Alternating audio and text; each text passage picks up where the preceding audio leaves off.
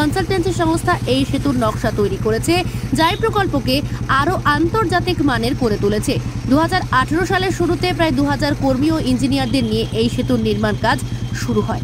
যদিও করোনা অতিমারির কারণে মাঝপথে কিছুদিন কাজ বন্ধ রাখতে হয়েছিল। বর্তমানে প্রায় 1000 জন শ্রমিক ও কারিগরি কর্মী দিন রাত এক করে কাজ চালিয়ে যাচ্ছেন। তার পুরো প্রকল্পটির অগ্রগতি খতিয়ে দেখেন এবং নির্মাণ সংস্থার আধিকারিকদের সঙ্গে বিস্তারিত বৈঠকে বসেন। কোথায় কোথায় সমস্যার মুখোমুখি হতে হচ্ছে, কতদিনের মধ্যে কাজ শেষ হতে পারে, এই সমস্ত বিষয়ে বিস্তৃত আলোচনা হয়। সদস্যরা জানিয়েছেন, এই সেতু চালু হলে কলকাতার নেতাজি সুভাষচন্দ্র বসু আন্তর্জাতিক বিমানবন্দর পর্যন্ত যাত্রার সময় কমে দাঁড়াবে মাত্র 40 মিনিট। ফলে হুগলি ও নদিয়া জেলার মানুষের যাতায়াতের সুবিধা বহু গুণে বেড়ে যাবে। বৈঠকে বিধায়কেরা জোর দেন যাতে আগামী দিনে সাধারণ মানুষের সর্বোচ্চ সুবিধা নিশ্চিত করতে সমস্ত দিক থেকে পরিষেবার মান বজায় রাখা হয়।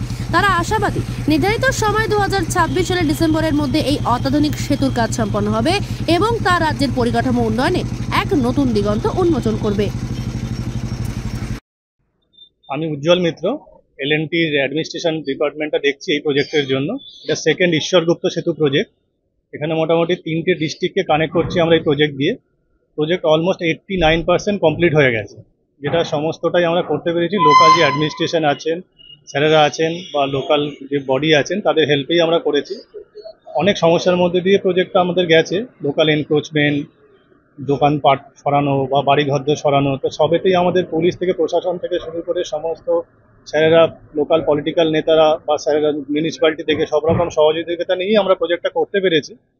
আশা করছি আর বাকি যে প্রজেক্ট বেঁচে আছে সেটুকু আমরা উইদিন টাইম লিমিটে করতে পারবো। হ্যাঁ, কিছুটা টাইম আমাদের এক্সট্রা লেগেছে এনক্রোচমেন্ট সরানো বা আদার্স বিভিন্ন কারণের জন্য, কিন্তু প্রজেক্ট আজকের যে ভিজিটটা হলো সেটাও খুব ভালোভাবেই হয়েছে, ওনারাও খুব সন্তুষ্ট হয়েছেন। আশা করি ফিউচারে আমাদের আরো বিভিন্ন রকম কাজ ওনারা আরো দেবেন, সেই এক্সপেক্ট করে আমার নমস্কার। কবে থেকে শুরু হয়েছিল এবং কবে শেষ হচ্ছে? প্রজেক্ট আমাদের শুরু হয়েছে 2018-তে, তারপর তো কোভিড পিরিয়ড হলো, তারপর অন্যান্য কারণের জন্য এটা কমপ্লিট করতে পারিনি। এখনো মোটামুটি উইদিন 1 ইয়ারের মধ্যে আমরা কমপ্লিট করার চেষ্টা করছি। এখন খালি আমাদের মেন ব্রিজটাই বাকি আছে। সেকশন 1 and 2 কমপ্লিট হয়ে গেছে, শুধু সেকশন যে 3টা আছে যেটা মেন ব্রিজ সেটুকুই খালি বাকি আছে। তো বাকিটা আমরা চেষ্টা করছি 1 ইয়ারের মধ্যে আমরা কমপ্লিট করে হ্যান্ড ওভার করে দেবো। এই যে ব্রিজের যে ডিজাইন হচ্ছে, এটা শুনলাম একদম নতুনত্ব ডিজাইন আপনারা। হ্যাঁ, এটা এশিয়াতে ফার্স্ট টাইম হচ্ছে। এটা একটা ডিজাইন কনসালটেন্ট আছে আমাদের, ডেনমার্ক থেকে ওনারা কনসাল্ট করছেন। বাকি পিডব্লিউডি আছে, রাইটস আছে, আর আমরা এল&টি তো আছি। আমরাই মেনলি এক্সিকিউশনটা করছি।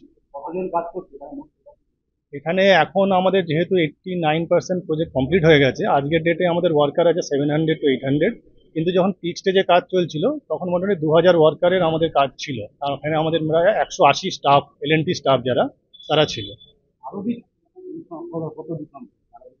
আরবি যেটা আমাদের এখন আমাদের মোটামুটি ইরেকশন কমপ্লিট আছে, শুধু ওটা রেলওয়ে থেকে যদি আমরা শাটডাউনটা পেয়ে যাই তাহলে ওটা আমরা পুশ করে ওটাকে লঞ্চিং করে দিতে পারি।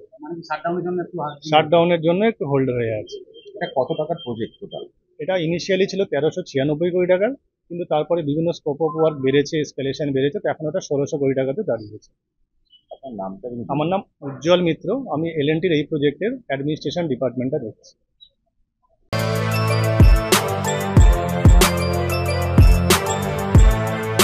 এখন অনেক বড় শ্রী লেদার্স, হাওড়া ময়দান। আপনি কি জটিল কিছু সমস্যায় ভুগছেন, সমাধান পেতে চান? যোগাযোগ করুন প্রখ্যাত জ্যোতিষ ও তান্ত্রিক মনসারাম ভট্টাচার্যের কন্যা মনসা কন্যার সাথে। প্রখ্যাত জ্যোতিষ ও তান্ত্রিক মনসা কন্যা হাওড়া জানবাড়ি ও হাতিবাগানের নিজস্ব মন্দিরেও বসেন। যোগাযোগ 9830106967 আর 9239655323।